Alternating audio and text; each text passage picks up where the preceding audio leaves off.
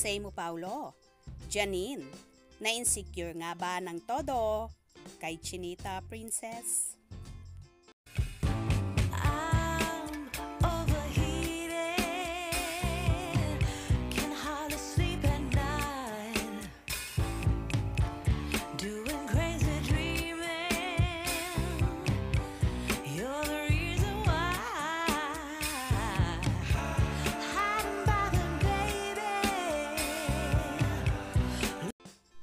Sa nakaraang episode ng Christy Per Minute ni na Christy Fermin at Romel Chica, napag-usapan ang tungkol sa kapamilya actress na si Janine Gutierrez, kung saan sinabi ng columnist na kay Janine daw pala unang inialok ang linlang, pero tinanggihan ito ng actress.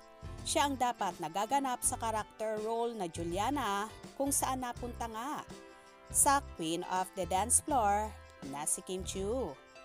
Hindi nga akalain ni Nini at ng sambayanan napapatok ang seryeng ito ni na Kim at Paolo Avellino, kung kaya naman nasundan agad ito ng ikalawang proyekto, ang K-hit drama at Pinoy version, ang What's Wrong with Secretary Kim.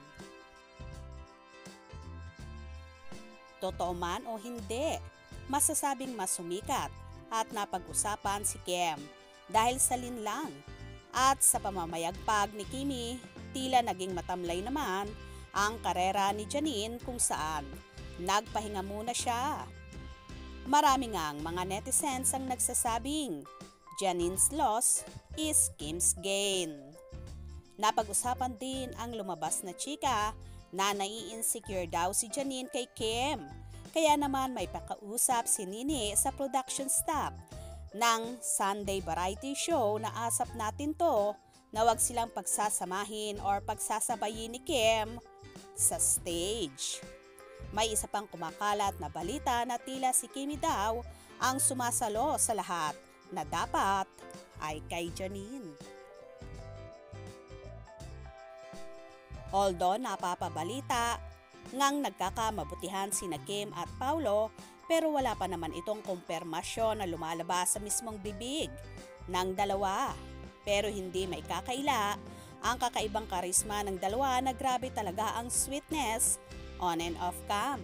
Kaya naman marami ang naghihinala na talagang may something na sa Kim Pao. Marami din ang nagsasabi na magkasama raw nagbakasyon ang Kim Pao na sinasabing sa isang isla nagpunta ang panibagong love team, at hinihinalang sa Balisen Island ito na isa sa paboritong puntahan ni Kimi kapag nagbabakasyon. Anyway, wag na lang lagyan ng issue ang mga usaping ito dahil hindi naman natin alam kung ano ba talaga ang totoo.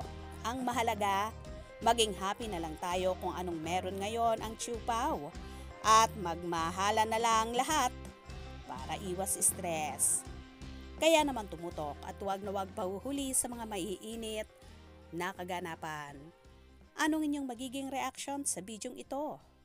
Comment below.